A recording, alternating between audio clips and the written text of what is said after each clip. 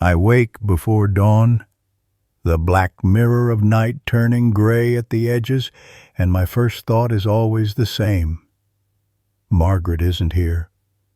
Her side of the bed lies cold and still, the dent in the pillow a silent testament to the chair she left empty 5 years ago. I swing my legs over the edge and feel the old aches greet me. Hips, knees, shoulders, elbows, each one a reminder that I'm 74, and that time has never been kind to my bones. I shuffle to the kitchen in slippers that once belonged to her, the fabric worn thin around the toes. I flick on the coffee pot and slide open the curtains. Outside, early joggers pass by on the sidewalk, and a blue jay hops among the hydrangeas we planted together. The birds still chatter like they do every morning, completely oblivious to the hollow hush of my bungalow on Maplewood Lane. "Good morning, sunshine," I whisper to the empty room, pouring the first cup. The mug is chipped along the rim, a souvenir from our 50th anniversary, and I cradle it in both hands, savoring the warmth. I bring it over to the old recliner in the living room where Margaret used to sit reading her novels. I settle in and turn on the TV to the local news. Static bursts through the speakers before the anchor's voice comes in, distant and impersonal. And in today's weather, expect scattered showers this afternoon. Now over to sports with Derek Nolan.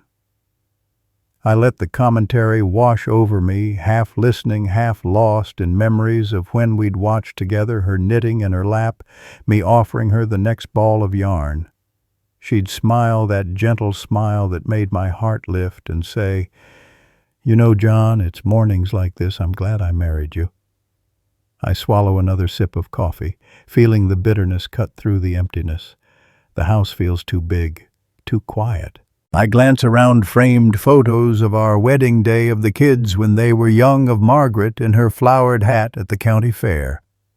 I run my finger along her portrait, her eyes gleaming with warmth, and I'm back in the kitchen again, scraping the last bits of oatmeal from the pot, pretending the quiet isn't absolute. My phone rings, shrill and too loud. I jump. It's a number I don't recognize. I check the caller ID, unknown. I let it go to voicemail. No one ever calls without warning anymore, except the occasional robocall. I tuck the phone into my chest pocket. Its weight a small comfort. I rise and stretch each muscle, protesting, and decide to take my coffee out onto the porch. My slippers shuffle across the hardwood floor, creaking like an old friend complaining about being woken up too early. The air is cool, carrying a hint of dampness that reminds me of Margaret's favorite rain boots, lined up neatly by the back door. I step onto the wooden porch and settle with my mug, listening to the neighborhood come alive, the rumble of a passing car, the hum of a lawnmower in the distance, the faint bark of a dog down the block. Just then, my granddaughter Lily's chime echoes across the front porch, speakers her new Bluetooth doorbell. I smile, though I know it isn't for me. Charlotte's family visits always trigger it, but they haven't been around much these days. They're busy teenagers with their phones, a wife who's pulled back since Mom's passing. I close my eyes and imagine Lily bursting through the door, her braids swinging, shouting, "Grandpa, guess what I learned in art class?" And I'd lift her up and tell her all about the hydrangeas, how they change color in fall. But that's a scene for another life now. The sky brightens to pale blue and I finish my coffee. I stand feeling the full weight of the morning settle on my shoulders. I take a deep breath and head back inside, determined to fill the day with something, anything, so the silence won't swallow me whole. In the hallway, I pass the small table where Margaret kept her letters and cards. There's a birthday card from her last year, handmade with glitter, and a shaky "Happy Birthday, John" written inside. I pick it up, run my thumb across her looping script, and force myself to place it back. I can't dwell on what used to be. I promised her I'd keep living, keep going. I walk into the little study I converted into my reading room. Books line the shelves, classics, biographies, a few mystery novels I never got around to. I pull out Dickens' Great Expectations, one of Margaret's favorites, and settle back in the recliner. I lose myself in Pip's world, the characters' triumphs and heartbreaks, until a knock at the door startles me. My heart leaps. Could it be Charlotte? I set the book aside and answer. The porch is empty. I peer into the street, just a mailman by the curb. He waves his bag heavy with letters I'll have to open later.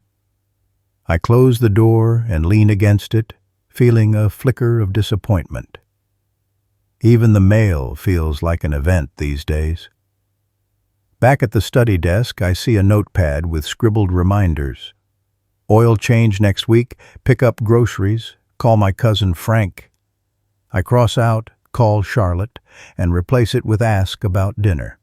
Maybe that's what I'll do this afternoon, invite them over for a simple meal, spaghetti and meatballs like they used to love. It's a start. Anywhere to break the pattern of solitude. I glance out the window at the afternoon sun climbing higher. My afternoon awaits bills to pay, grass that needs mowing, letters that need answering. But first I'll finish this chapter. Pip standing beside me as I remember that stories aren't meant to end in silence. They go on, turn the page, introduce new characters, new conflicts, new joys. And maybe tomorrow Charlotte will pick up the phone. And maybe she'll say, "Dad, I've been thinking." And maybe, just maybe, laughter will return to these walls once more. That afternoon, after I closed Pip's adventures in the study, I found myself drifting into memories of how I came to own these four walls in the first place. I wasn't born into wealth, far from it. My earliest mornings smelled of coal dust and hot steel, my hands calloused from decades spent in the belly of the ironworks. The factory whistle blew at 6:00 a.m. sharp, and I'd roll out of bed, lace my boots, and join the line of men trudging toward the blast furnaces. Morning Parker Hank would shout, elbowing me as we queued for the time clock. He'd grin, flashing a row of yellow teeth. "You still hiding that paycheck under your mattress?" He knew about my habit of tucking every extra dime away. I'd only smile, yank my ID badge through the slot, and step onto the steel catwalk above the roaring furnaces. The heat was relentless. I remember the sweat beading down my back as I hoisted I-beams from one end of the yard to the other. The smell of molten metal and tar hung thick in the air, and machines clanged like thunder. Yet even amid the chaos, I found a strange rhythm in the work, a steady pace that turned exhaustion into familiarity. John, my foreman, Davis, barked one afternoon. We stood shoulder to shoulder on the line, waiting for the next coil of steel to arrive. "Move it, lad." He slapped my shoulder with a gloved hand, partly as encouragement and partly to keep me alert. I grunted, sprinted forward, and guided the heavy coil onto the roller with precision born of repetition.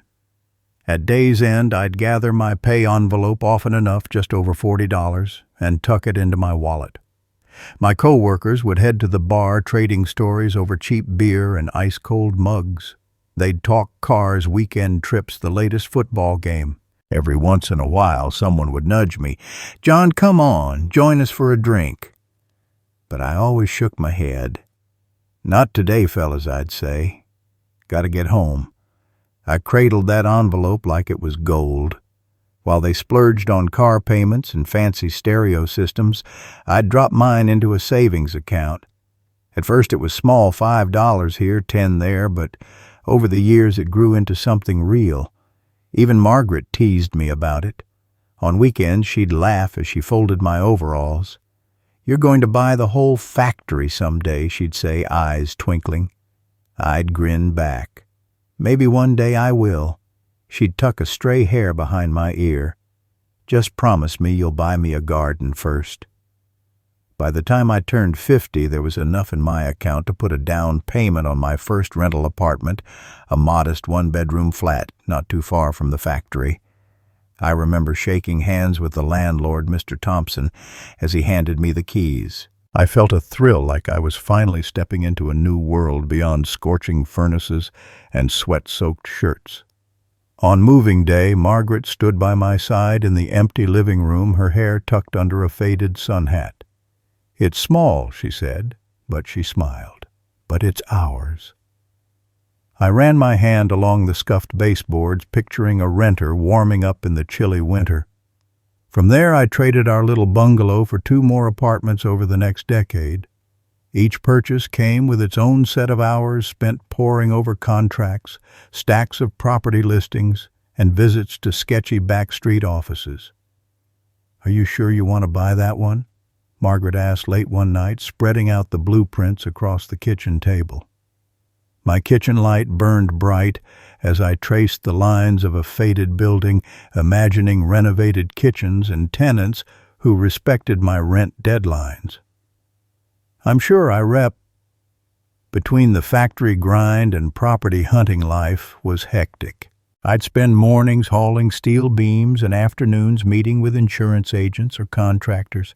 Some months the paperwork felt never-ending. I'd arrive home exhausted, but Margaret always greeted me with a pot of stew and a warm smile. "You're burning the candle at both ends," she'd. Finally the day came when I could hang up my steel worker's cap for good. I remember standing by the time clock on my last shift, my badge in hand. 15 managers gathered around, clapping me on the back. Davis tossed me a beer. "You earned it, Parker." I smiled, raised my can, and toasted the machine shop floor that had been my second home for 30 years. That evening, Margaret and I sat on our bungalow's porch swing, the summer air humming with crickets. "Must feel good," she said. "No more night shifts." I nodded, feeling the weight of decades lift from my shoulders. "It does." She rested her head on my shoulder. "Now let's celebrate." We cracked open 2 cold beers and watched the sun sink behind the pines.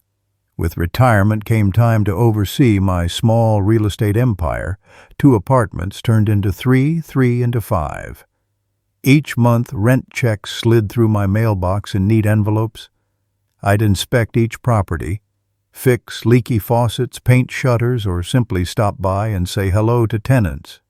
"Thank you for everything, Mr. Parker," Mrs. Delgado would tell me as I tightened a loose doorknob. I'd nod, pat her shoulder, "Just making sure you're comfortable." I wasn't a tycoon. I wasn't featured in any business magazine. But I'd built something steady, a comfortable nest egg that paid its own way. Margaret used to laugh whenever I tallied next month's income. "Your golden hands apply to more than just beams," she'd quip. I'd grin, knowing she meant the world to me. Those rental properties became more than investments. They were the fruits of a life spent in honest labor, proof that perseverance could transform even the toughest steel worker into a quiet landlord. I'd walk through hallways at dusk, checking light bulbs, greeting tenants in greeting cards left at their doors. I felt a sense of purpose I never thought I'd find outside the mills. Now, with savings and rental income secured, I believed I could rewrite the final chapters of my own story.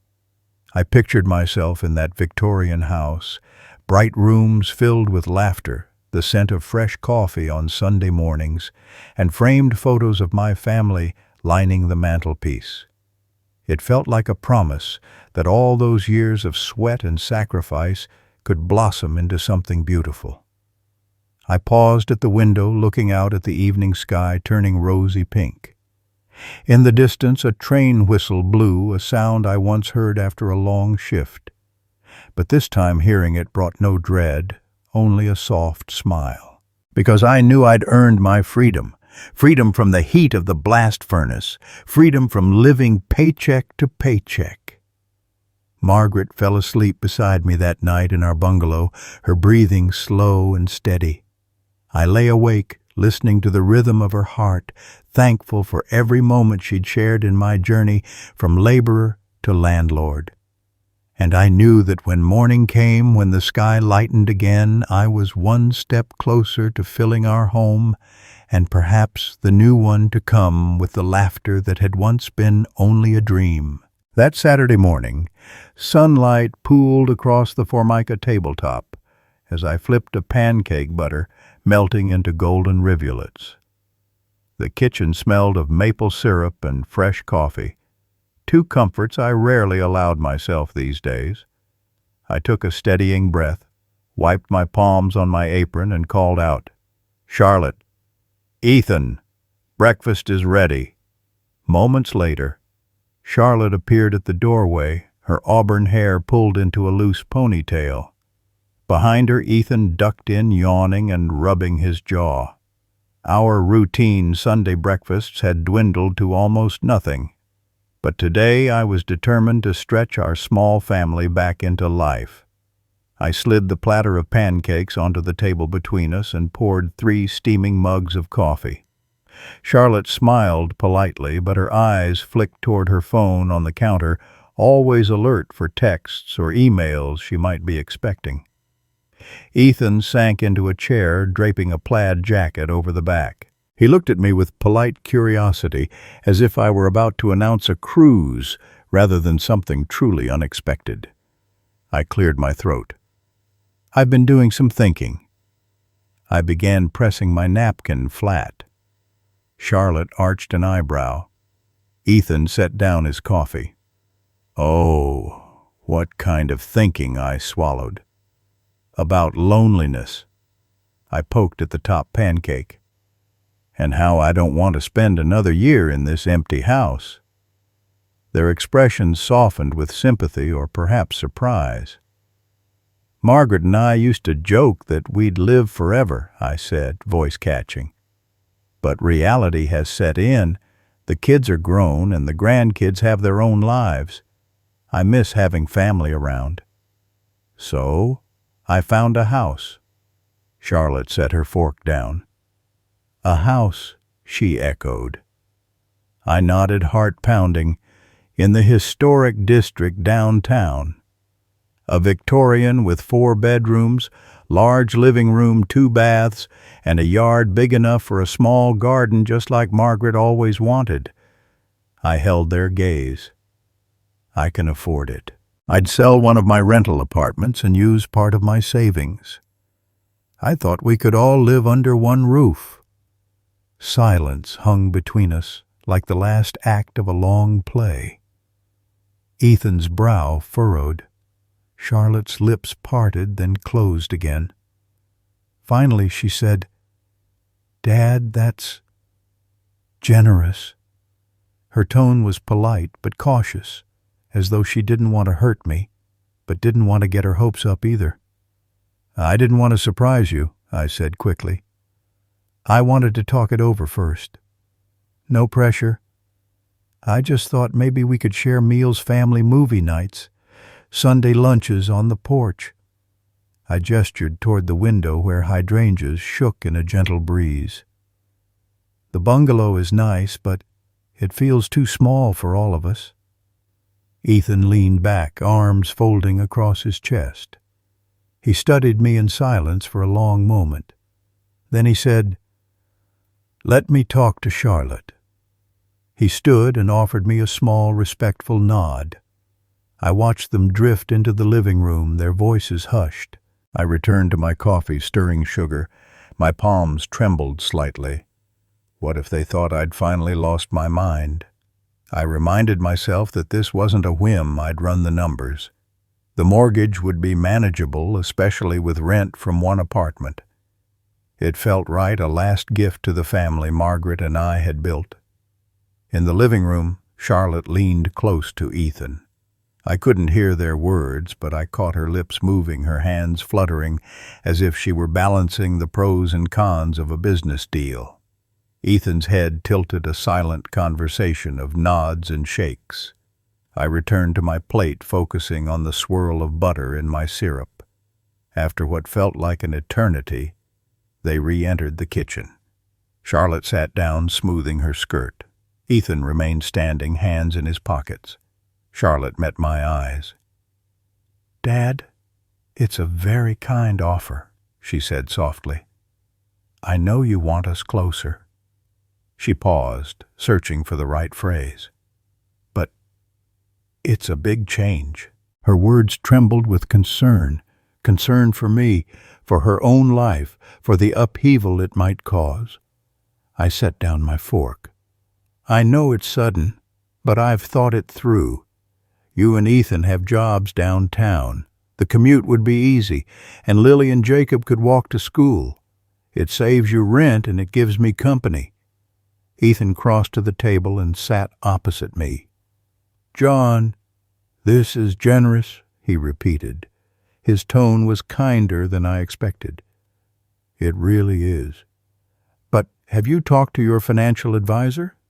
You'll be tying up a lot of cash." "I have." I reached into my pocket and pulled out a crumpled sheet of calculations. "I can sell the Maple Street apartment. Net profit is enough to cover the down payment and closing costs. My rental income will still cover the mortgage." I tapped the paper. "I'm comfortable doing it." Charlotte exchanged a glance with Ethan, whose shoulders relaxed. "That's good," she said. "You've done your homework." She took a sip of coffee. And here, her voice wavered. "Ethan and I need to discuss it. We need to look at our budget, figure out space for our stuff, and talk to Lily and Jacob." I nodded, heart pounding but steady. "Of course. Talk it over. No hurry. I won't put an offer until you're both ready." They rose, Charlotte reaching across to squeeze my hand. "Thanks for thinking of us, Dad," she said. "We'll let you know as soon as we can."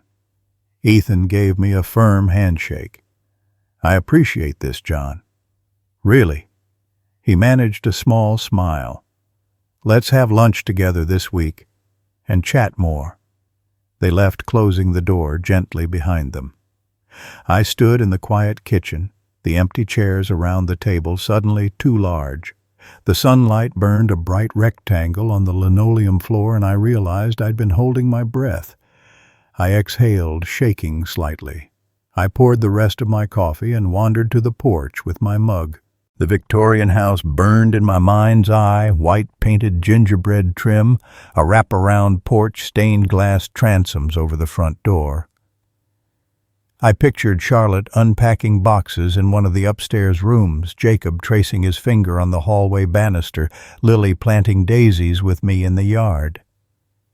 Nearly a week passed before they called back. Charlotte sounded tentative, like she'd rehearsed her words. "Dad, Ethan, and I talked. We loved the idea. The commute, the garden, everything sounds wonderful." Relief flooded me. "That's great, sweetie. I'll schedule another showing and get the paperwork ready." I suppressed a grin. Over the next several days, Charlotte and Ethan visited the Victorian at my side. I drove them down Maple Avenue, pointing out the neighborhood's cozy coffee shop and the park around the corner. Inside, they tested closet spaces, measured the breakfast nook, and debated paint colors. I watched as they transformed the empty rooms into a vision of home, Ethan calculating where his desk would go, Charlotte imagining a reading chair by the bay window. One evening, as autumn leaves drifted across the sidewalk, we stood on the front steps, arms draped around each other's shoulders. "This really could work," Charlotte said, her breath visible in the crisp air. Ethan nodded, squeezing her waist. "It feels right," he added. I swallowed a lump in my throat and put an arm around each of them. "I think Margaret would have loved it," I said. "She would have planted roses right here." I motioned to a bare patch of earth beside the walkway. "We can plant her favorite white climbers next spring." Charlotte leaned her head against my arm. "She's always with us, Dad." Her voice cracked, but her eyes shone with warmth. Ethan stood, silent respect and affection mixed in his gaze. Later, I sat alone on the porch, watching street lamps flicker on. I thumbed the keys to the Victorian house, grilled their brass gleam between my fingers. This house, this bold, hopeful gesture felt like the next chapter Margaret and I had dreamed of writing. It wasn't just real estate. It was a chance at family reborn, a place where laughter might echo through grand rooms once more. Tomorrow, I'd make the offer official. Tonight, I'd savor the hush of possibility and the quiet promise that our story was far from over.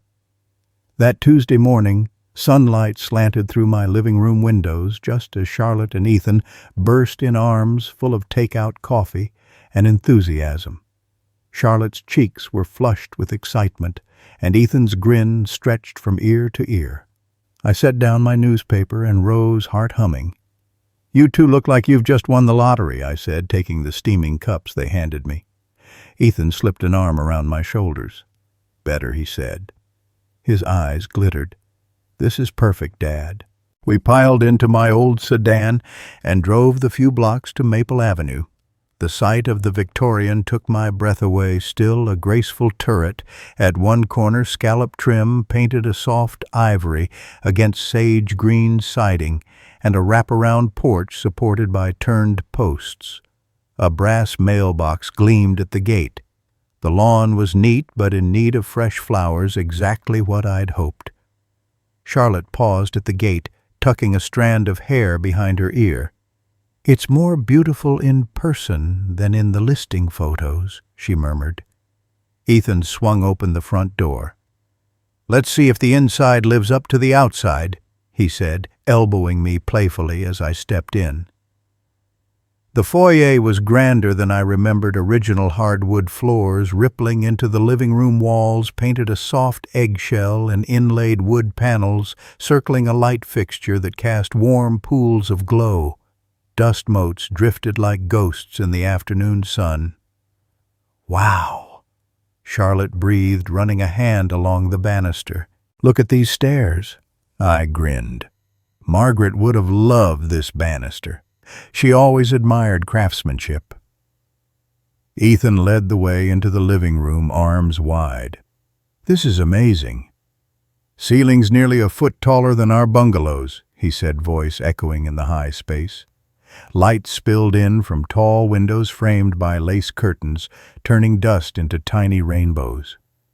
We moved from room to room, the formal dining room with its crystal chandelier, the parlor off to the side with inlaid marble around a fireplace, and at the back a sunlit kitchen with cream-colored cabinets and enough counter space to satisfy any baker. I watched Charlotte's eyes light up as she imagined Sunday dinners cooking on the stove. "This kitchen could hold us all," she said, fingering a brass knob. "I can see holiday mornings here, eggs, sizzling bacon in the oven, Grandpa Parker telling tales." I laughed. "You know me well." Upstairs, each bedroom revealed its own charm. One overlooked the street, another faced the back garden, and the master suite boasted an adjoining bath that still gleamed with pink subway tile. The closets were spacious, no more wrestling to hang my shirts. Ethan flopped onto a mattress he'd tested by bouncing once. "Already broken in," he joked. He closed his eyes with a contented sigh. I could sleep here forever. I followed Charlotte down a hallway where antique doorknobs caught slivers of light. At the end was a small office, perfect for me to write letters or read by a south-facing window. I ran a finger over the built-in bookcases and imagined Margaret's novels lined up beside my classics. She would have loved this room too. Back downstairs, we gathered in the living room. I'd brought the paperwork in my briefcase. The corners of the pages were crisp, the ink still drying. I took a deep breath and slid the contract across the coffee table. "If you're ready," I said, "I'll sign here, and then we'll get those keys in Charlotte's hand." Charlotte's hand trembled slightly as she lifted the pen. Ethan pressed his palm to hers, steadying the motion. I watched her signature flow across the page, careful and deliberate, sealing years of planning into reality. I signed next, then Ethan, then the closing attorney's line. The papers felt heavy, final, in the best way. At last the attorney handed Charlotte a small brass key on a ring. "Congratulations," he said, stepping back. "Welcome home." Charlotte's eyes misted. She turned and hugged me. "Thank you," she whispered. "I don't know what to say." "You don't have to say anything," I replied, patting her back. "Just live happily." Ethan paused at the doorway, looking back at me. "We will," he promised, voice strong. That afternoon, moving trucks rumbled down the street like a parade. Boxes tumbled out of vans labeled with rooms and bubble wrap peeking from edges. Neighbors appeared to nod or smile, curious faces peeking from tidy lawns. I lifted a carton marked "Kitchen" and carried it inside Charlotte behind me with books and Ethan hauling a small sofa through the front door. "Careful with that corner," he warned, rotating it so it wouldn't scrape the wall. "This is the only furniture we've got for now." Charlotte laughed as she navigated the coffee table around the sofa. "We're a regular moving crew," she said, out of breath. I arranged a few boxes in the living room kitchenware, linens, picture frames, and stepped back to survey the chaos, bubble wrap strewn across the floor, tape dangling from half-opened carton sheets draped over chairs. Yet in the middle of it all was us working side by side, voices ringing through empty halls. By late afternoon, the bulk of the heavy lifting was done. The moving men wheeled away the last dolly, waving goodbye. We stood in the kitchen, tired but triumphant elbows leaning against the counter. "I'm starving," Ethan declared. "Anyone else?" Charlotte opened a carton marked "Pasta" and found plates and utensils on top. "Well, we might as well have dinner now," she said, booting open the stove's door. "We've earned it." I found pots and pans, filled the kettle, and set a pot of water to boil. We worked in a comfortable rhythm, Charlotte chopping vegetables, Ethan stirring sauce, me seasoning. The scent of garlic and tomatoes filled the air, mixing with the faint aroma of new carpet upstairs. As the pasta bubbled, we set the table in the dining room. The chandelier cast crystalline patterns across the walls, and I flicked on a lamp for added warmth. We gathered around and lifted our glasses of wine, a modest red, but appropriate for our first meal under one roof. "To new beginnings," I said, raising my glass. Charlotte and Ethan echoed the toast, their eyes shining with hope. Our laughter echoed in the high ceiling and spilled into the hallways. For the first time in ages, I felt the buzz of family life, the jostle of footsteps, conversation bouncing between rooms, the clatter of dishes warming to human hands.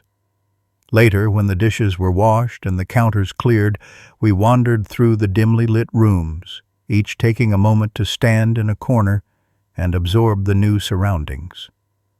Charlotte lingered in her old office, touching the desktop. "I can't wait to unpack my art supplies here," she murmured. Ethan dropped onto the sofa in the parlor, closing his eyes. "This house feels like it's always been ours." I climbed the staircase slowly, hand on the banister's polished wood, and opened the door to my new wing. Sunlight had already faded, but the room glowed softly under a single lamp. I placed my suitcase by the bed and unzipped it, pulling out a few shirts and my favorite reading glasses. I paused in front of the window, looking out at the porch where Charlotte and Ethan chatted quietly, voices barely a breath away. From my vantage, the porch light haloed their figures. I smiled, feeling the weight of solitude lift. This house had welcomed us with open arms, turning strangers into roommates and a quiet emptiness into a bustling home. That night I slipped under crisp sheets and closed my eyes, the mattress yielding just right beneath me. I could still hear faint echoes of laughter drifting through the walls, snapshots of moving day, of family reborn. As sleep came, I dreamed of Sunday breakfasts, pancakes piled high, coffee steaming in mugs, Charlotte's laughter mingling with Ethan's jokes, and my own voice at the table telling another story. And for the first time in years, that dream felt real. It was the 7th morning in our new home when I first noticed the shift. I padded down the hallway toward the kitchen in my slippers, humming softly, only to find the door cracked and Charlotte half hidden behind it. She held a covered tray. "Good morning, Dad," she said, sliding the tray through the gap. "Breakfast is here." Cold air blew past me as I peered at the steaming plate of eggs and toast. "No good morning." Beyond that, just a clipped nod before she disappeared down the hall. I carried the tray into my wing's little sitting room and set it on the low coffee table. I wondered at her sudden formality. 7 days ago we'd shared pancakes and laughter. Now each morning felt like a room service delivery. That afternoon I wandered back into the main kitchen, hoping to lend a hand. The bright, cheery space where I'd imagined cooking family dinners now felt sterile. Ethan was at the counter reading something on his phone. "Need help?" I asked, wiping my hands on my jeans. He glanced up, eyebrows knitting. "I've got it," he said, turning back to his screen without moving a muscle to hand me the spatula I'd reached for. I shrugged and backed away, forcing a polite smile, though my chest tightened. A week ago he'd welcomed my offers. Now he treated me like a visitor at a hotel who might sprinkle crumbs on the carpet if I meddled too much. Later that evening the house hummed with faint music as Charlotte and Ethan prepared dinner. I wandered toward the dining room, hoping to catch her eye. "Dad," Charlotte said without looking up, "we're trying a new menu tonight, soufflés. Very delicate." She held up a spoonful of batter like it might explode. "Better if you just relax in your room." A thin apology flickered in her eyes before she blinked it away. "Sure," I said quietly, turning toward my door. I carried my tray upstairs where I ate alone, listening to the muffled clink of cutlery and the low murmur of family life I no longer belonged to. The next day I decided to tackle a small repair in the hallway, an old floorboard that creaked beneath my step. I fetched a screwdriver from my toolbox in the study and tiptoed down the hall, imagining the look on Charlotte's face when she saw her father fixing things again. I knelt beside the board and started tightening the screw. A sharp ahem stopped me. I looked up to find Ethan standing at the top of the stairs, arms folded. "No need," he said, voice flat. "I can handle that." His eyes were hard. I held the screwdriver in mid-air. "I thought it might help," I said gently. Ethan shook his head. "You're here to enjoy the house, not work on it." He turned on his heel and strode away. The screwdriver clattered on the wood as I set it down. I watched him go, then closed my eyes against the sting in my throat. That evening I sat in the living room, absorbing the house's silence. I had once dreamed of evenings filled with the clatter of dishes and chatter around the big dining table. Instead, the room was empty except for a single lamp casting long shadows. Later I caught a glimpse of my reflection in the hallway mirror. White hair, mussed, shoulders slumped. A stray piece of bubble wrap from moving week floated against the wall. I reached out and popped it with a finger, the tiny pop echoing in the stillness. Over the next few days, this routine settled in. Breakfast trays arrived at my door, lunch sometimes too if they were held up by work. Charlotte's notes on napkins. "Enjoy. Dad. Sorry I can't join you. Have a good afternoon." Felt more like reminders that I was a part, not a member of this family. I tried one more time. I waited until Ethan was mowing the lawn and strolled outside with my coffee. He paused mid-stride, wiping sweat from his brow. "Need a break?" I offered. I could keep at it. He waved the mower handle airily. "I appreciate it, John, but I've got it." His grin was polite but brittle. He added, "Don't worry about chores, okay? Just focus on yourself." Then he revved the mower and went back to his rows. I looked down at my untouched coffee cup and felt the morning's warmth seep away. Standing alone on the grass, I realized they'd built an invisible fence, one that invited me in, but only kept me on the fringe. That night the children came home. Lucas and Mia bounded through the front door, backpacks thumping. I hurried down the stairs, ready to greet them with a hug, maybe hear about their day, but they barely glanced up from their phones. "Hi, Grandpa," Lucas mumbled without moving his thumbs. Mia glanced at me, nodded, then returned to her screen. They flopped into the living room chairs, eyes fixed on a YouTube video about skateboarding tricks. I stood in the doorway until they looked up. "Kids," I said, "any news about soccer tryouts?"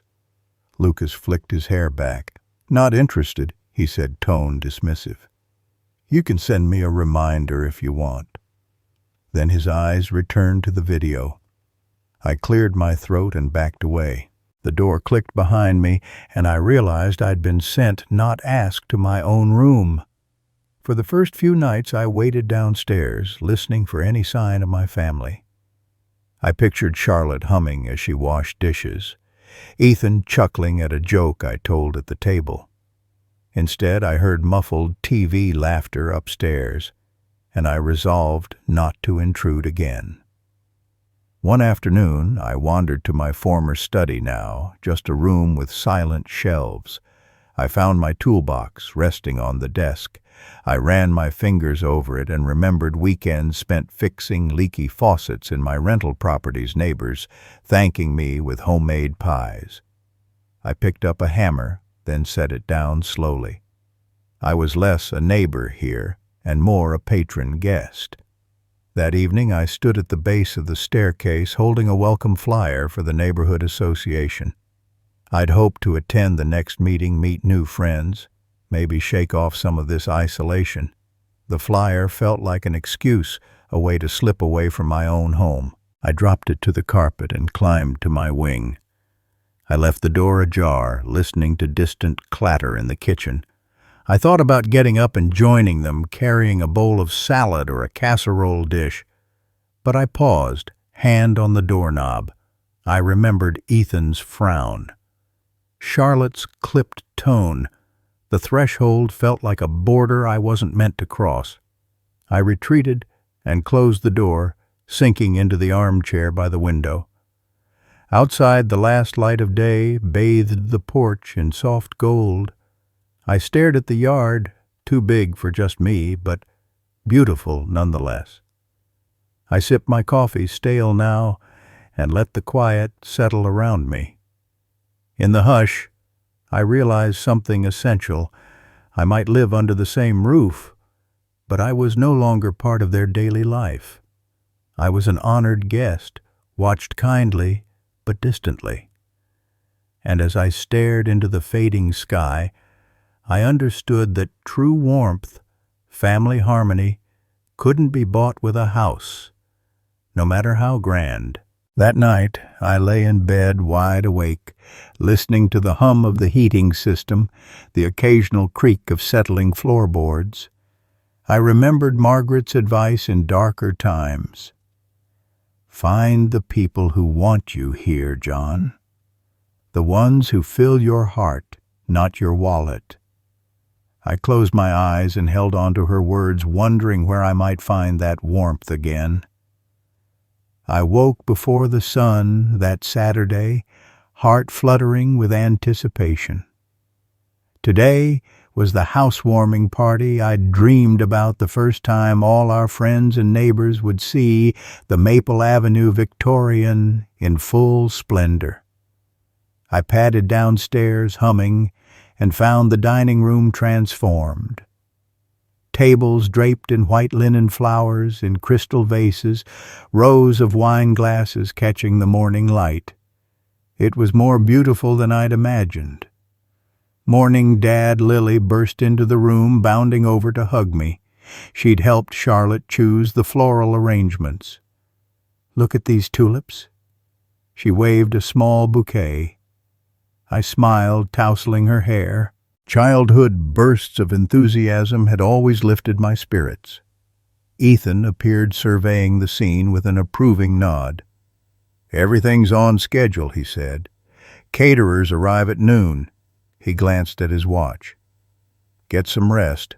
You'll want to look sharp tonight." I gripped his shoulder. "Thanks, son. I'm excited to welcome everyone." He didn't smile back, just patted my hand and headed off to finalize seating charts. I lingered over that word welcome. Tonight would be the night our home felt truly alive. I showered, shaved, and dressed in the navy suit Margaret had given me for my 70th birthday. The fabric felt reassuring, as if it could protect me from any awkwardness. I paused in front of the mirror, straightened my tie, and practiced my smile. Today I would be the proud host. At noon, while I waited in the living room, stunning now with strings of Edison bulbs crisscrossing the ceiling, 2 caterers arrived, wheeling racks loaded with chafing dishes. I offered to help, but one man said, "Mr. Parker, please. The master has enough to do." He gestured toward a plate of hors d'oeuvres already set out. "Go relax, sir." I let him steer me toward the parlor. Before I could protest, he closed the door behind me. I tapped the door frame. "Caterers." "I'm fine," but the latch clicked shut. I knocked gently. "Charlotte, Ethan, let me out, please." Silence. The muffled clink of serving spoons on metal trays drifted through the walls. I sank onto the parlor sofa chest, tightening. So this was my role, the honored guest, confined for my own good. I ran a hand through my hair, trying to remember Margaret's steadying presence. How would she have handled this? She'd probably have laughed it off, mingled with the staff, and charmed them into letting her stay. I looked down at my polished shoes, the reflection warped by the glossy floor. At 5:30 I heard voices outside. Laughter, clinking glasses, the soft murmur of greetings. My name was called. "Mr. Parker, our guests have arrived." I stood and opened the door, expecting Charlotte's warm face. Instead, Ethan blocked the threshold. "Stay here," he said in a tone sharper than necessary. He didn't even look at me. "I'll call you when it's time to serve dessert." His back was already turned, as if he hoped I'd vanish. My mouth went dry. "But He held up a hand. "Enjoy the party, Dad." Those 2 words felt like iron spikes. I stared at him, stunned, then sank back onto the sofa. The parlor looked like a gilded cage.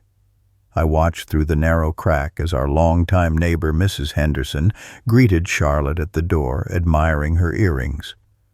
I could barely make out their words, but saw Charlotte's practiced smile.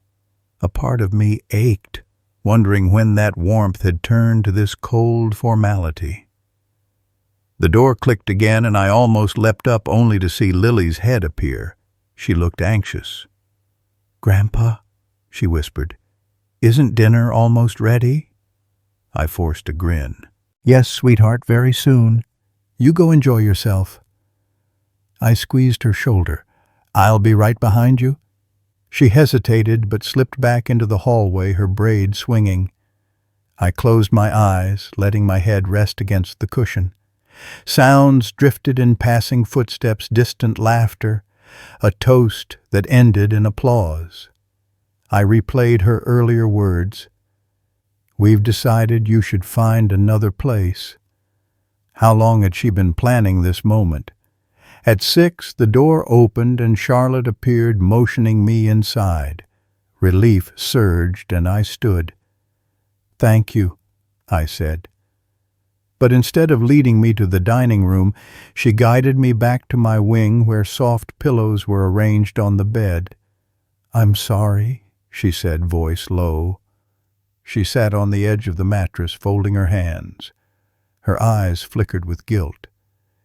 "Dad, we've decided you should find another place." My heart thundered. "What?" I managed, voice hoarse. She blinked. "It's better for everyone." She let her words hang in the air. I closed my throat. "Better for everyone." Before she could reply, Ethan stepped in, arms crossed and face set like a judge. "You'll be more comfortable," he added. "Trust us." The betrayal stabbed deeper than any words. I pressed my hands against the doorframe, fighting dizziness. "Comfortable," I echoed, my voice shaking. "You built a room for me here." Ethan's jaw tightened. "You're not part of this family's daily life anymore," he said flatly. "This is our home. You're a guest." I stared at him, mouth quivering. The very floors I'd chosen for my daughter's bright future had become my undoing. "Dad," Charlotte whispered, tears brimming, I cut her off. "You just what? Decided that a house you didn't pay for isn't mine either." My voice wavered, raw with hurt. All those days of planning the dinners, the laughter I assumed we'd share, was it all for a show? They both flinched. Ethan's arms fell and Charlotte rose, smoothing her skirt as if preparing to lecture me on decorum. For a moment I saw her as a child again, how she'd balked at broccoli, how I'd coaxed her to share her cookies. I ached to reach out to hug her and tell her I loved her, but the swing of her heart now felt alien. They left me in the room. The door clicked shut. I sat on the edge of the bed, head in my hands, the suitcase I'd brought still half-packed at my feet. Everything I'd invested money, hope, love rolled out like a red carpet for my exile. Downstairs party music swirled. I could hear the irritating tink of ice in glasses, see the silhouettes of guests raising toasts. I imagined them complimenting Charlotte on her hostess skills, laughing at Ethan's jokes. I rose stiffly and retrieved my cane from the hallway stand. The wheels of the caterer's racks rolled by my open door. I caught one man's eye. His gaze flickered awkward. He averted his eyes, turning his head back to metal trays. My hands trembling, I pulled on my jacket and gathered my belongings. Before I left, I paused in the doorway, looking down the long hall. Memories flickered on the walls like portraits the first day we moved in. The laughter as boxes were unpacked. Margaret's voice exhaling joy by the parlor fire. Now those walls closed in around me. I slid out, cane tapping on hardwood, and descended the main staircase with slow dignity. I passed clusters of guests who eyed me curiously, a tall, older man in a crisp suitcase in hand, moving slowly toward the door. I tried one last time. "Charlotte, Ethan," I called softly. Heads turned politely, then looked away. At the front door, I stopped. Outside, the evening air was cool, scented with wisteria. I looked back at the bright windows, the crowd behind them. My throat tightened. A cab I'd never called waited on the curb, its roof light glowing. I opened the door, stepped onto the porch, and leaned on my cane. In that moment, tears burned in my eyes, but I refused to let them fall. I whispered to the house, to its carved banister and stained glass transoms, "I wish you well." Then I turned, letting the cab driver help me in. The door closed behind me with a soft click, cutting off the laughter I'd once thought would be mine. As the cab rolled away, I watched the windows fade into the night, understanding that I'd been invited only until I outlived my usefulness. The city lights reflected on the cab's window as I settled back, heart pounding, bearing the sting of betrayal. I didn't know where I was headed next, but I knew this: The house that promised me family had become my trap, and I was its final casualty. I couldn't bear another second of that clipped laughter drifting up the staircase, so I turned away and tugged open the suitcase I'd only half-packed earlier. The fabric sagged, already stretched to its limits, but I forced it wider with a trembling hand. My trousers fell out first, crumpled and familiar. Then came the framed photo of Margaret and me on our wedding day, her veil lifting in a breeze, our smiles radiant enough to light a room.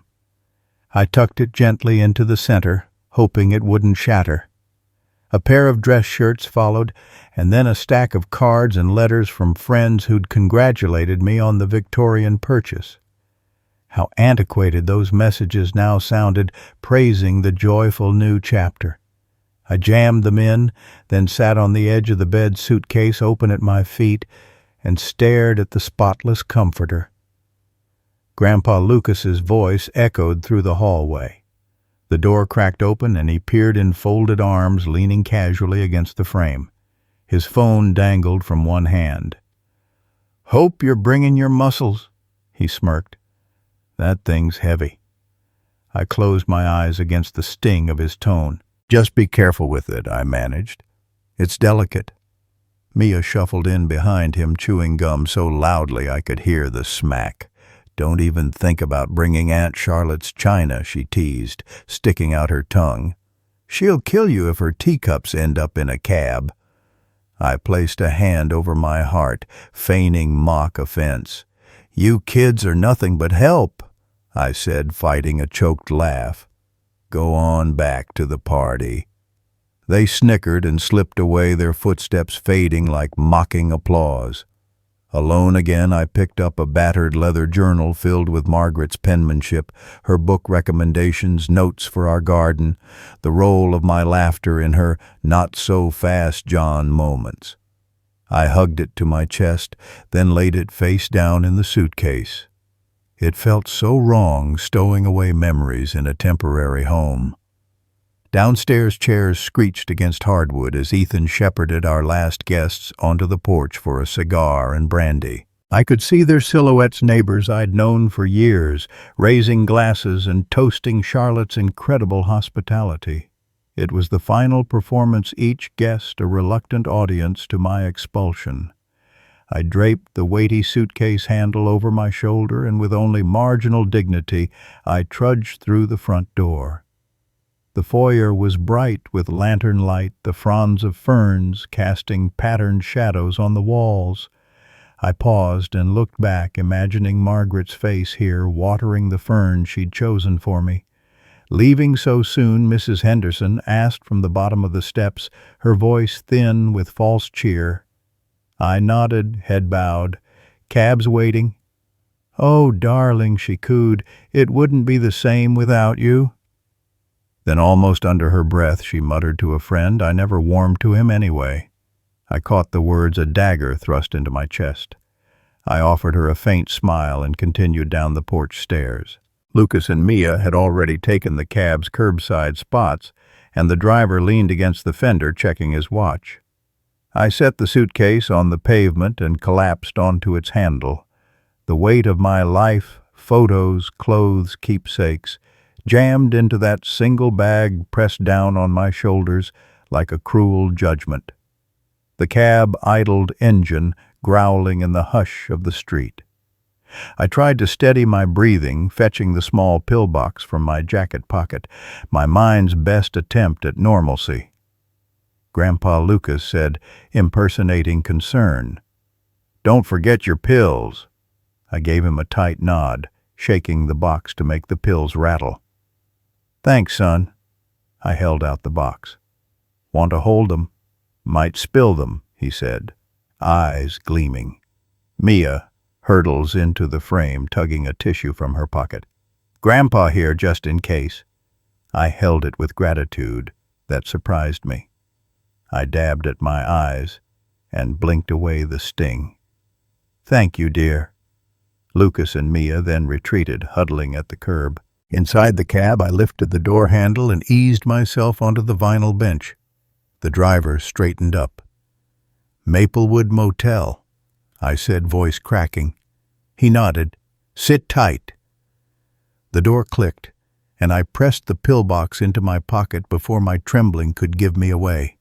The taxi pulled away from the curb, taking the house behind me and leaving its glowing windows like stars that I would soon forget.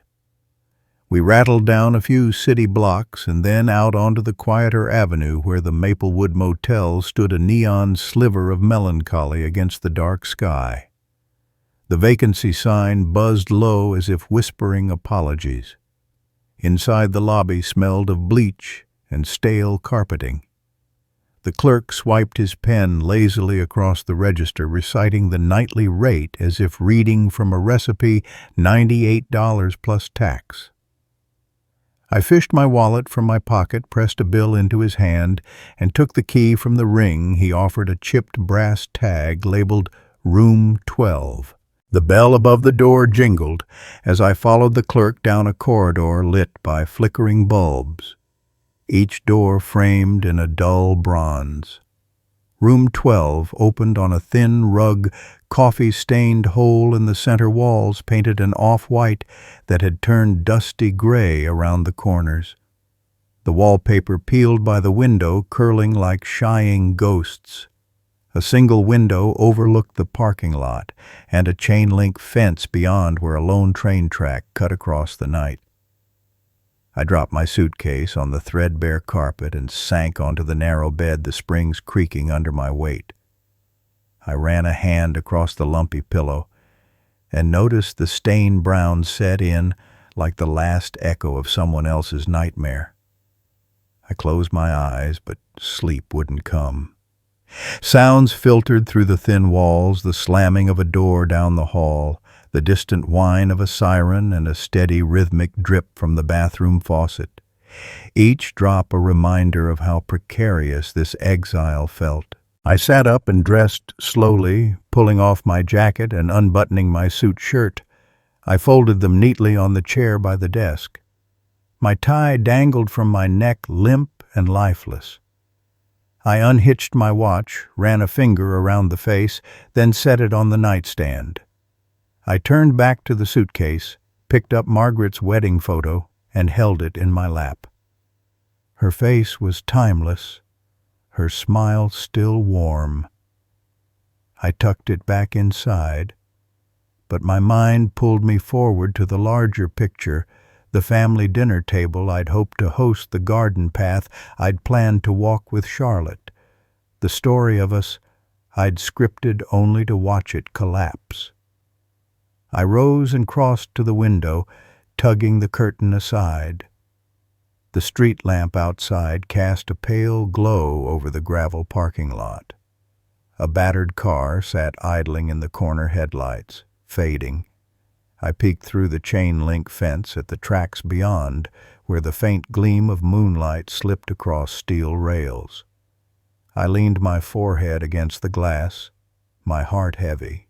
The house I bought for them felt like a cruel joke, its promise dissolving into the night behind me. I closed my eyes, counting each sound, the hum of neon signs, a car backfiring, the distant chatter of a late-night diner filled with strangers.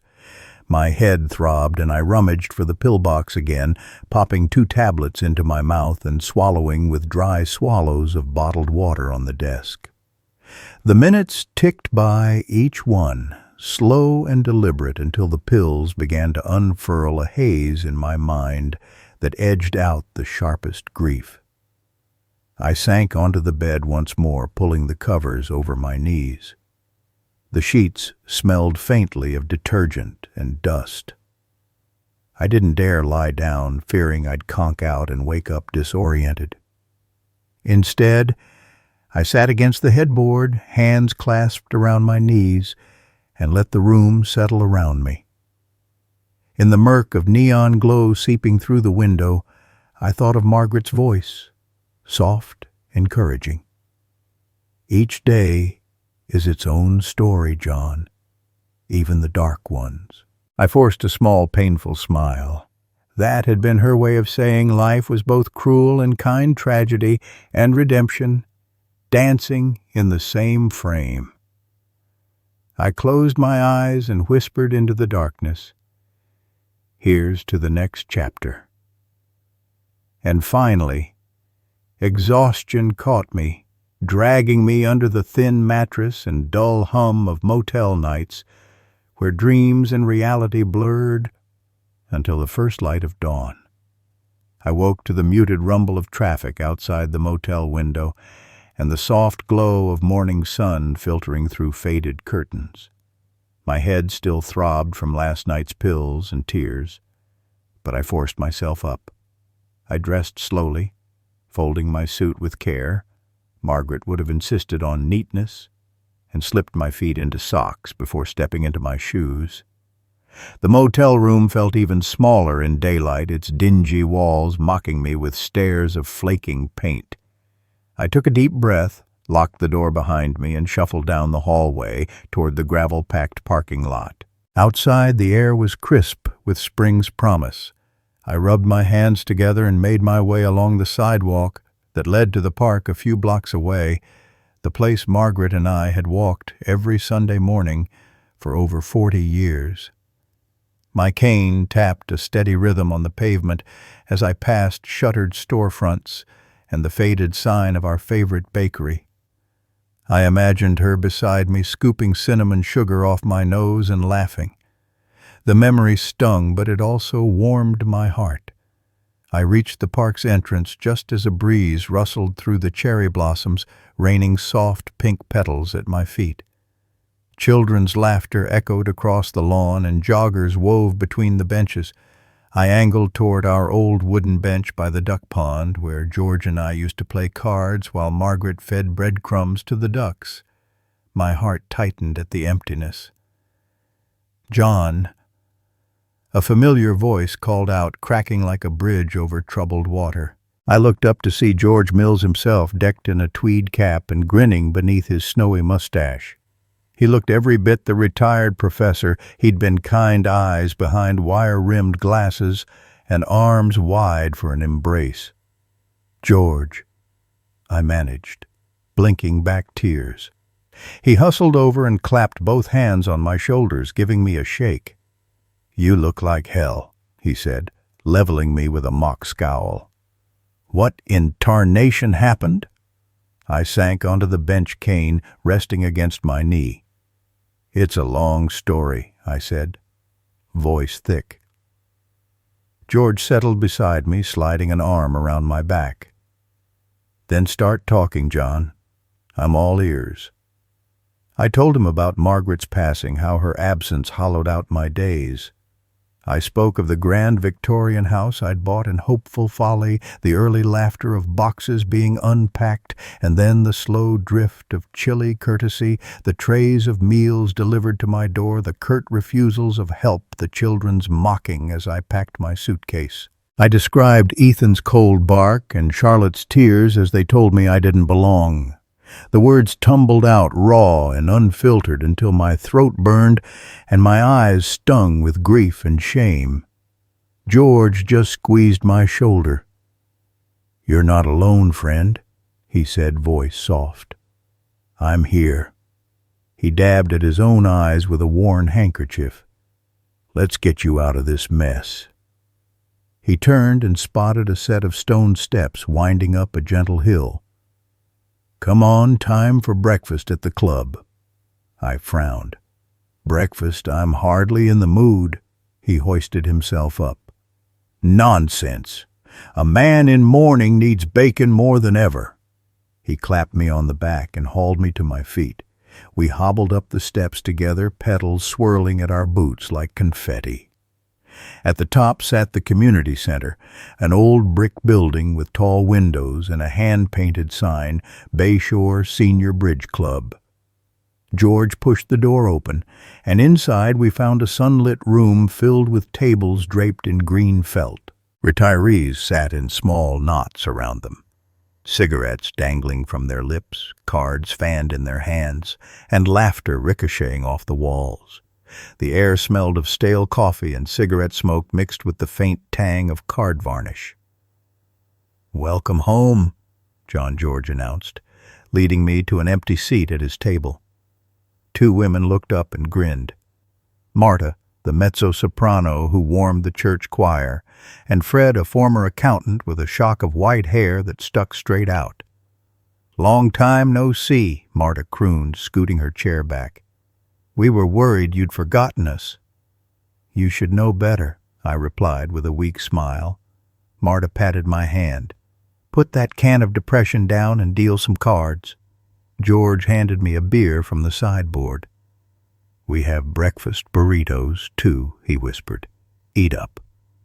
I unwrapped one and took a cautious bite. The eggs were fluffy, the cheese sharp, and the tortilla warm against my tongue. I felt a spark of life flicker in my chest. We dealt, and soon the snaps and taps of cards filled the spaces between laughter and ribbing. "Watch it." John Fred teased, "You're about to be scooped up." Marta winked. "Don't give our friend any excuses to sulk. We need his cheeky banter."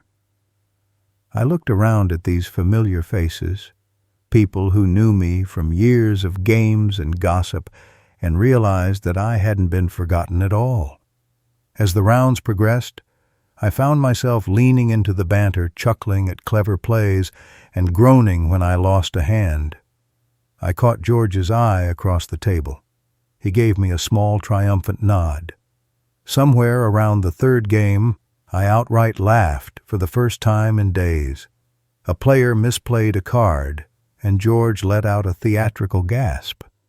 "Professor Mills, is that the same you who taught logic at the university?" He winked, and the table erupted.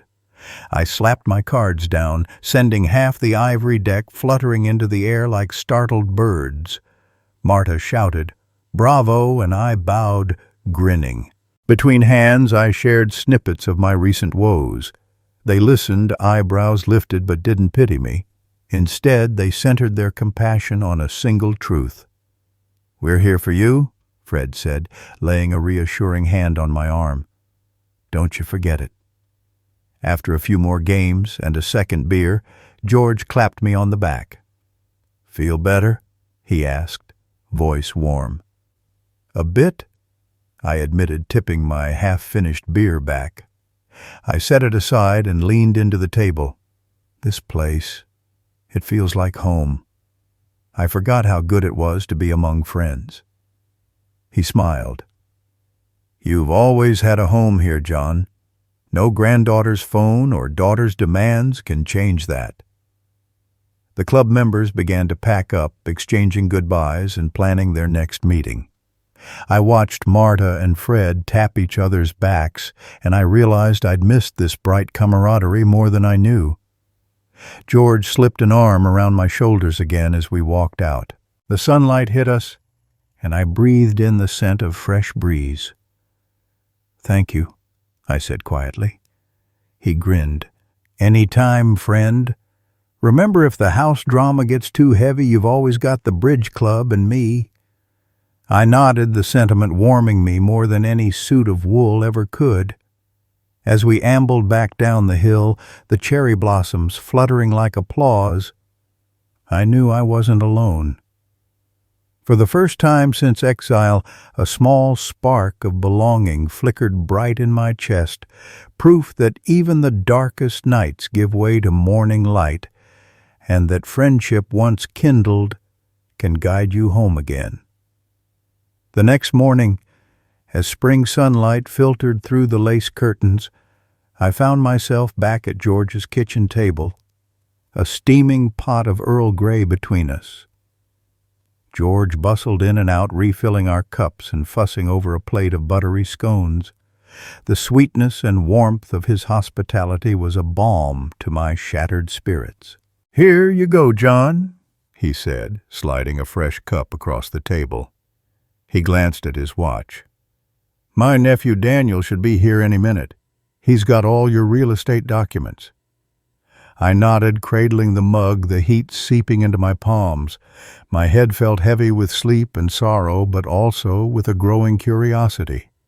What if there was more to the Victoria on Maple Avenue than met the eye? At precisely 10 o'clock the door opened and Daniel strode in, a tall man in his 30s, dark hair streaked with premature gray and a briefcase bulging with files. He wore a crisp navy suit that contrasted sharply with the soft chaos of George's home. He greeted us with a firm handshake. "Uncle George," he said, smiling at him. Then he turned to me. "John Parker, good morning. I've read through your contract and title paperwork on the way over." He flipped open his briefcase and withdrew a stack of papers fastened with a pink ribbon. "Mind if I sit?"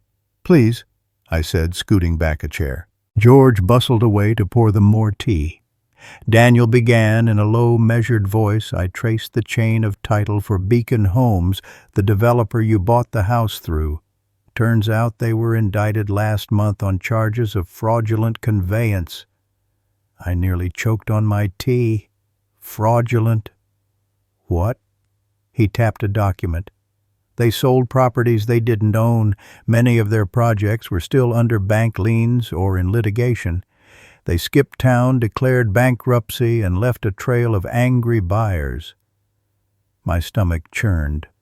I recalled the eviction notice Charlotte had shown me, her panic, her pleadings. The cold knot in my gut tightened. "Are you saying the house isn't theirs?" Daniel nodded. "Legally, when a property is sold without clear title, the sale can be voided. The rightful owners or creditors can reclaim the asset. That's likely why the bank or creditors are moving to evict your daughter and son-in-law." I stared across the table at George, who simply shook his head, lips pursed. "They didn't tell me this," I whispered. They acted like I was the problem. Daniel spread the papers in a neat fan before him. "You have grounds for a fraud claim. If Beacon Homes is bankrupt, courts sometimes seize assets of the principal's bank accounts, real estate, anything of value to compensate victims. You could recover at least part of your loss." I sank back in my chair, heart pounding. The idea that justice might be possible felt surreal. "And we file where—" He drew a small map on the tablecloth. "In the county court where the property is located. I've drafted a complaint alleging fraudulent misrepresentation and conversion of property. It's straightforward. You paid for a title that never belonged to the seller." I reached for the draft and ran a finger down the first page. The legal jargon tumbled across the paper. "Plaintiff demands judgment for rescission of purchase contract, return of purchase funds, punitive damages." My eyes glided over each bullet point, feeling the weight of possibility. This could work. Daniel nodded firmly. "Yes. While bankruptcy complicates full recovery, you'll be in line with other creditors. The court often prioritizes secured claims. If the court authorizes asset liquidation, you could get a significant portion back." George appeared with more tea and scones. He set the tray down and folded his hands. "John, this is good news. Real progress." I took a deep breath. "So, what do we do next?" Daniel snapped the papers together. "If you're ready, we file the complaint today. I'll handle drafting the petition and filing fee. You'll need to sign some forms, and I'll serve Beacon's registered agent." Then the clock starts ticking. I nodded, breath catching. "Let's do it. Let's file today." Daniel's sharp eyes softened. "I'll need your power of attorney form signed." He extracted a blue folder and slid it across the table. "Sign here, here, and here." My pen hovered as I looked up at George. He gave me an encouraging nod. I scribbled my signature at each blank space, forging a partnership with the law. When I finished, Daniel collected the papers, tucked them into his briefcase, and smiled. "You're taking control, John. That's the first step." I felt a surge of relief and resolve, like a great weight had shifted from my shoulders. For the first time since my expulsion, I had a plan, a path forward. After Daniel left, George and I sat back sipping our tea in comfortable silence. The park's breeze drifted through the open window, carrying bird song and the distant hum of the city. "You did good," George finally said, placing a hand atop my mug. "Now we wait for the response, and then we take it from there." I nodded. "And in the meantime, I should let Charlotte know that I'm fighting this for her, for them." George raised an eyebrow. "Ah, now that's tricky. She might see it as an attack or some kind of paternal interference." I frowned. "But she deserves to know. She's my daughter, and they're facing eviction from a house she thought was hers." He sipped his tea thoughtfully. "True. But perhaps start by calling her and telling her you've learned something important and you're looking into it. No blame, just concern." I considered that, swirling the tea in my cup like a potion. The stakes felt high. A wrong word might inflame old resentments. A careful one could heal. That afternoon I dialed Charlotte's number while leaning on the porch railing of George's home. The phone rang twice before her voice came soft and hesitant.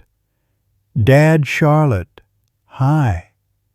I have some news about the house." My throat tightened. "Did Ethan show you the eviction notice?" "Yes," she said quietly. "We've been panicking for days." I inhaled. "I've been looking into it. Beacon Homes. Your seller was indicted for fraud. The house wasn't properly theirs, and creditors are coming in, but I'm filing a claim to recover my funds. It might help you fight eviction." I heard her breathe. "Dad, thank you. I had no idea." "Charlotte," I said gently, "I'm doing this for all of us. No more secrets," she sniffed. "I'm sorry it's come to this. I'll talk to Ethan and let you know." After we hung up, I felt a strange mixture of sorrow and hope.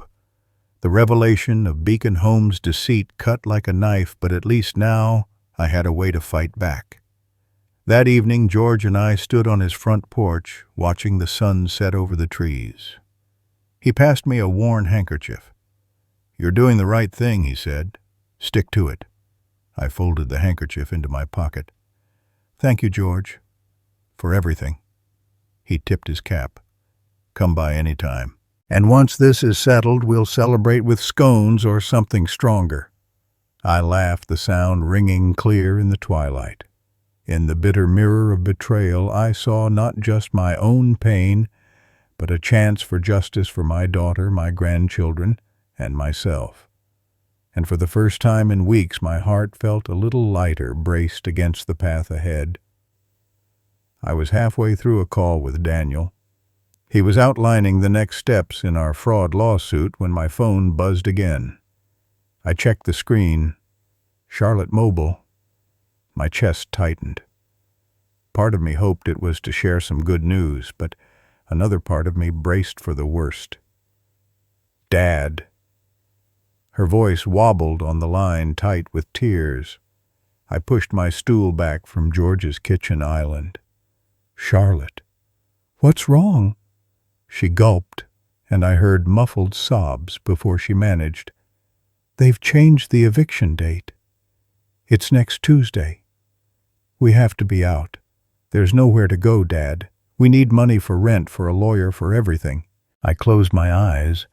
A rush of cold air spiraled through me.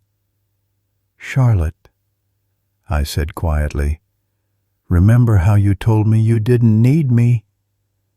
How at that party you and Ethan said I should leave, that I'd be more comfortable somewhere else. You kicked me out of the house I bought for you." She sniffed miserably. "Please don't." But I couldn't let her tug at my heartstrings. "No, I said, voice firmer than I expected. No apologies, no backpedaling. You chose that house over me. You told me you didn't need me anymore. So when the tables turn, you face the consequences. Her crying intensified. It's not just us. It's the kids' dad, Lily and Jacob. They have no place to live. Please, you're their grandfather. A memory flickered Lily's eyes wide with confusion, asking why Grandpa wouldn't help. Jacob's shoulders slumped in shame as Alexa's mother from school whispered about the eviction. My throat burned. Son and daughter-in-law. I tried to keep my tone even. They made their deal. They signed on. They knew the risks. But the sale was fraudulent, she protested. You know that. You filed that lawsuit because of them, too. I ran a hand through my hair, irritation mixing with sadness. Yes, I did. To recover my money and maybe help you hold on to that house. But that suit can take months, maybe years. Meanwhile, you're staring at the street. She inhaled sharply. So you just let us fail. I set my coffee mug down hard. The china rattled on the countertop. I won't let you use me again, Charlotte. You built your life on my savings and my kindness, and when I needed a home, you drove me out. Silence crackled on the line. Then she whispered, Dad, please. I felt the old grief yawn open inside me, but I slammed it shut. No, I said. I'm sorry, but no. Good luck with the kids. I'm done rescuing you. She gasped a broken sound that made my ribs constrict. Dad? I hung up before she could finish. The dial tone hummed in my ear, accusing and hollow. I set my phone on the kitchen counter and stared at the wall. George cleared his throat. Concern etched on his lined face. Everything all right? I swiveled on my stool. I told her no. He nodded slowly. That must have been hard. Harder than anything I admitted. But I won't be pulled into their crisis. Not again. He poured 2 mugs of coffee and handed one to me. You did what you had to do. He gestured at the papers spread across the table. Fill me in what's next on this lawsuit of yours. I exhaled, shifting focus back to Daniel's notes. Deadlines for filing possible motions to stay the eviction clawback statutes, under which I could seize assets from Beacon's principals. Daniel thinks we can file by end of week, I said, tracing a line on the paper. Then we'll move to have the eviction paused, arguing the property's clouded title. If the court grants an injunction, Charlotte and Ethan can stay until the hearing. George raised his eyebrows. That buys them time. I nodded, swallowing a lump of doubt. Time that could keep Lily and Jacob under a roof. God knows I don't like the idea of them in shelters or motels. George leaned back. Maybe you give your daughter a lifeline just this once, a way through the process. I shook my head. No, they made their bed. They threw me out. Anger flared the image of Ethan's scorned frown, Charlotte's forced pity as she walked away. They'll have to face that consequence. He folded his hands. I understand. But your granddaughter didn't betray you. She's just scared. And the law might help them, too. I stared at George, torn between stubborn pride and the memory of Lily's plea. He was right. The lawsuit wasn't just for me. It could be for them. My pen hovered above Daniel's draft. I filed this to get my money back, I said. But you think... He nodded firmly. An injunction, then, a restructuring of proceeds, so the kids can stay until the fraud complaint is resolved. It's what family does, offers a hand, even after mistakes are made. I stared at the typewritten lines, plaintiff requests temporary restraining order to prevent eviction pending litigation. The words shimmered with possibility. I massaged my temples. "All right," I said slowly. "I'll add that clause. Ask Daniel to include the injunction. I'll sign it." George smiled softly. "You're a good man, John. Don't forget that." I exhaled the tension knotted in my shoulders. "Thank you for reminding me." Later, as I walked home, my steps felt purposeful again. Yes, I'd said no to Charlotte's plea for direct cash. No, I'd refused to be her and Ethan's emergency ATM, but I would wield the law to keep her and the kids safe until the case was decided. It was a compromise, firm boundaries with a sliver of grace. That night, I sat at my desk, penning a letter to Charlotte. "Dear Charlotte, I know you're scared. I'm doing everything I can to pause the eviction through the lawsuit. I cannot simply write you a check that door closed when you sent me away, but I will fight this fraud in court. And if the judge grants our motion, you and the children will have a home until Beacon's debts are sorted. Please tell Lily and Jacob I'm working for them. Love, Dad." I folded the letter, sealed it in an envelope, and tucked it into my jacket pocket. The act felt sacred, the last piece of our bond, neither cash nor mercy, but a pledge of justice. I pressed the envelope to my chest, feeling a pulse of determination. Betrayal had cut deep, but in the cold clarity of my resolve, I found a way to protect my daughter and my grandchildren on my own terms. And for the first time since the housewarming party, I felt something like hope blooming in the rubble of betrayal. The morning of the verdict dawned cool and clear, as if the sky itself knew this day might change everything. I arrived at the courthouse in my navy blazer and pressed oil shoes cane in hand, Daniel at my side, carrying files and a quiet confidence. The Portsmouth City Courthouse rose before us, its columns bathed in soft sunlight, a gargantuan testament to law and order. I took a deep breath, braced myself, and stepped inside. Daniel led me through a lobby packed with anxious plaintiffs and curious onlookers. Each face seemed to carry its own burden, a young couple holding hands, an elderly pair with trembling fingers, all here because Beacon Homes had betrayed them. I felt a swell of camaraderie and sorrow. I was not alone in my fight. We found our seats in courtroom 2B, where Judge Alvarez presided. His robes billowed as he entered, and the room fell silent. Beacon Homes directors sat at the defense table, 3 men in expensive suits, their expressions rigid like statues carved of guilt. Across the aisle were rows of my fellow plaintiffs, each clutching copies of our purchase agreements waiting for justice. Mr. Parker, Judge Alvarez said, peering over his glasses, "We are here to resolve the matter of Beacon Homes and the fraudulent sale of real estate in Portsmouth County. Counsel, you may proceed."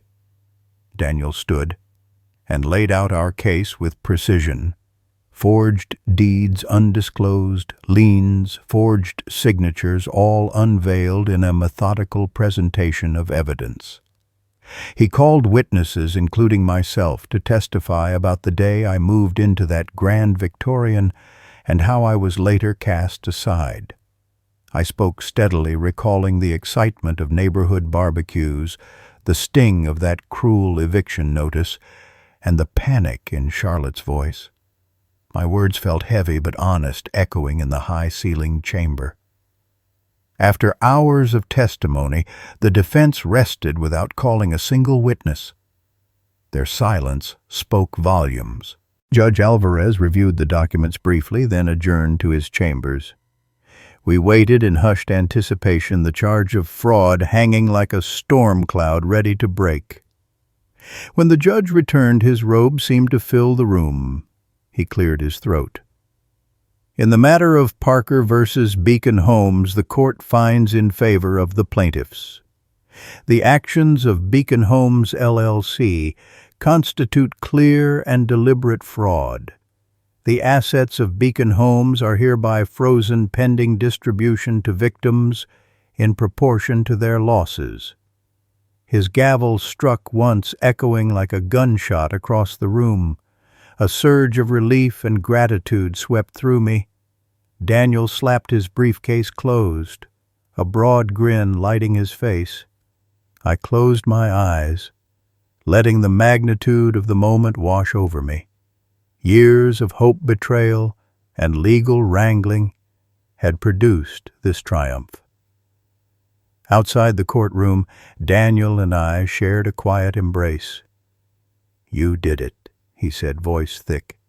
"You stood up, and the law did its work."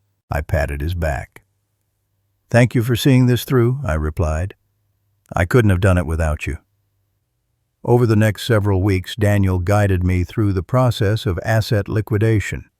Under court supervision, Beacon's remaining bank accounts and real estate holdings were seized. Creditors filed claims, and the judge appointed a trustee to oversee the distribution. I watched with cautious optimism as the trustee calculated the sums owed to each plaintiff, my name appearing high on the list thanks to my full-price purchase of the Maple Avenue house.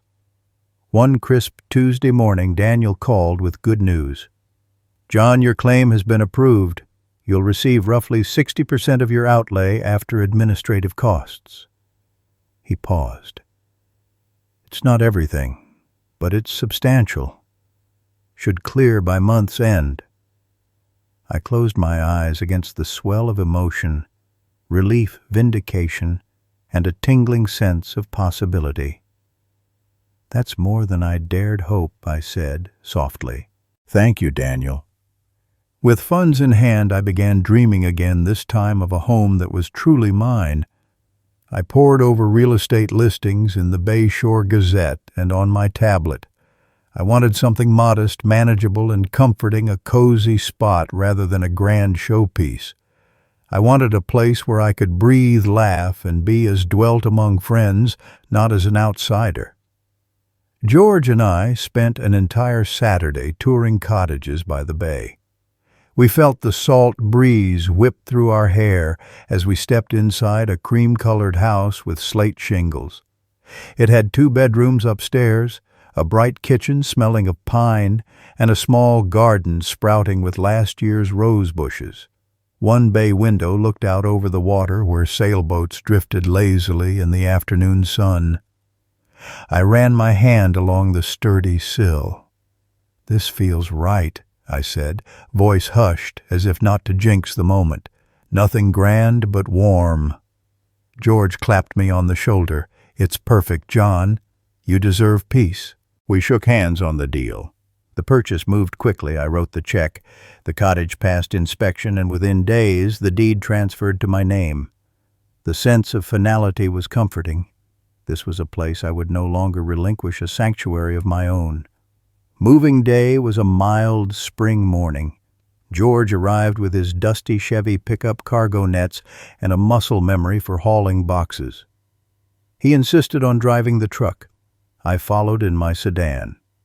We filled the back of his truck with my belongings, familiar chairs, the oak desk I'd used for decades of letter writing, and a crate of Margaret's favorite novels.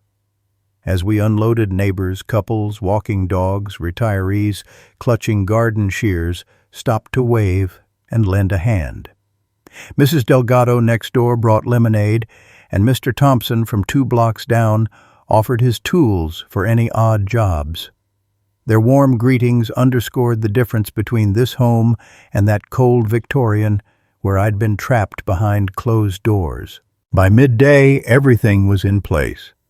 I paused in the doorway, surveying the small living room, a well-loved armchair beside the bay window, a woven rug on the hardwood floor, and the soft light filtering through lace curtains Margaret would have picked out.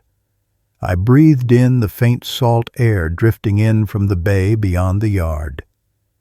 George leaned against the doorframe, arms crossed, a grin in his eyes.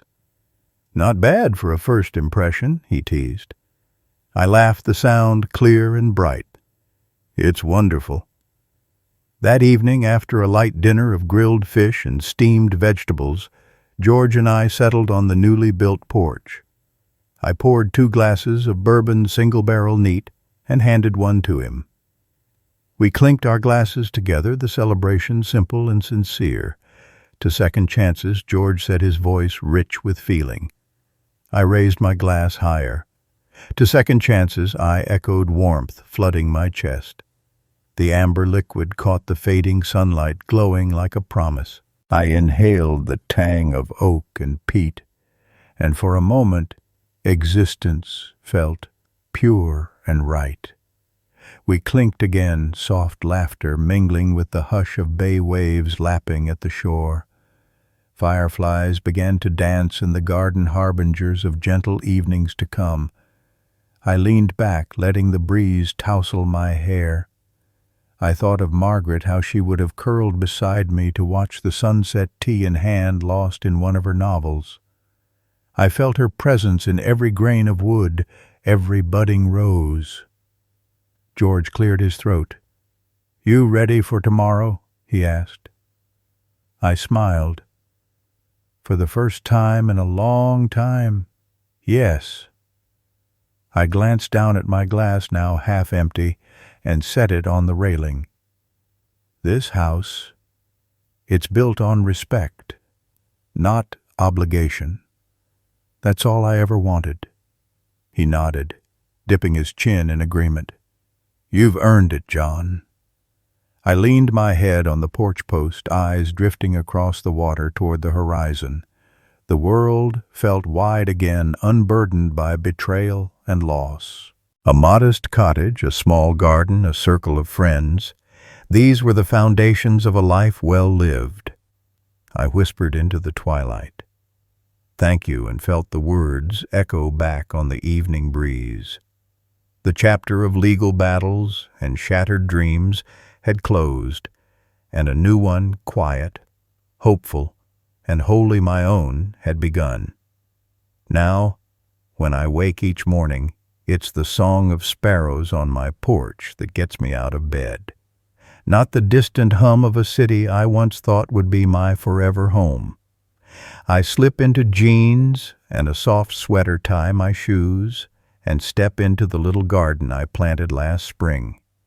The roses I coaxed back to life bloom with a quiet pride, and I tend their buds before setting off for the senior center. Good morning, Mr. Parker, calls the receptionist, handing me my volunteer badge pinned with a paintbrush. I head straight to the art room, where light pours through skylights onto a long table scattered with watercolor sets and paper. Today I'm showing May and Esther how to blend hues, cerulean sky, meeting lavender shadows. See, just let the water do the work, I say, as their brushes dance. The older ladies chatter about their grandkids and recipe experiments. And for a moment I feel the old ache of loss ease. Here my hands create something tender rather than tense. Later I join George at the bridge club. He's already settled at our usual table cards, fanned like a small bouquet. I slide into the fourth chair and greet the others, Fred, who always teases me about my conservative bidding, Marta, whose laughter could light up a winter night, and even young Marvin, who popped in to learn the game I taught him. "How's that watercolor coming along, Maestro?" Fred asks, raising a brow. I grin. It's a work in progress, like learning bridge. Hoots of approval follow, and we deal the first hand of the afternoon. Between tricks, we swap stories. George leans in and says, "I heard about the barbecue at the park this weekend. Are you coming?" I nod. "I'll bring my famous potato salad." The others applaud. I love that recipe almost as much as I love the way a well-executed grand slam feels in my fingertips. Playing here reminds me I'm part of something enduring, where laughter outlasts betrayal, and the color of your bid matters less than the warmth you bring to the table. After the afternoon game, I pick up my mail at the little blue mailbox by the center's front steps. A card from my cousin Frank, a flyer for the community chess club, and quietly an envelope from Charlotte. No letter appears inside, just a gentle folded sheet that reads, "Thinking of you, Dad. Hope you're well." I fold it carefully and tuck it into my jacket pocket, a nod to my old blood ties, but nothing more, our mutual boundaries respected. As I walk home, I pause at Riverside Park's playground, where I've volunteered as a mentor to a neighborhood youth group. Today's agenda: building birdhouses from old milk cartons. 7 smiling faces greet me: Marco, Sarah, Devante, and 4 others. "Good afternoon, Mr. Parker," they shout, and I laugh, handing each a paintbrush. The cartons, when complete, will hang from the oaks like colorful lanterns. Watching them work reminds me how trust grows through shared effort, whether it's constructing a nest or rebuilding a heart. Dinner is usually at my own table, but on Sundays, our block throws a potluck on Maple Lane. Neighbors line folding tables with dishes, grilled chicken, fresh greens, fruit pies, and laughter rises like smoke from the barbecue. I bring my potato salad and a jug of iced tea. As I arrive, Mrs. Delgado greets me with a hug. "We've saved you a seat, John." Children dash by sticky with watermelon juice, while adults reminisce about last year's Christmas light contest. I raise my glass to toast to good food and good company. They cheer, and I feel all over again that home is built by kindness, not walls. That night I sit on the porch with a thin novel in my lap, but mostly I just listen to the crickets, to a distant radio, to the gentle hum of neighbors winding down. Through the quiet, I catch sight of Charlotte across the street walking her dog. She pauses, sees me, and tilts her head in a small wave. I return it, and in that silent exchange lies a fragile respect. We share the same city, the same memories, but we chart our own courses. In bed, I close my eyes on a day filled with creation and connection. No more grand Victorian illusions, no more fragile orchestrations of forced harmony.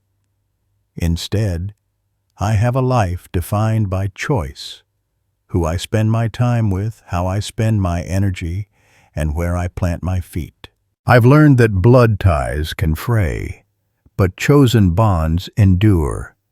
Around me are friends who welcome me, children who trust me, and neighbors who value my presence. Here I am, free to paint, to play, to mentor, to laugh, and to rest in the dignity of being exactly who I choose to be.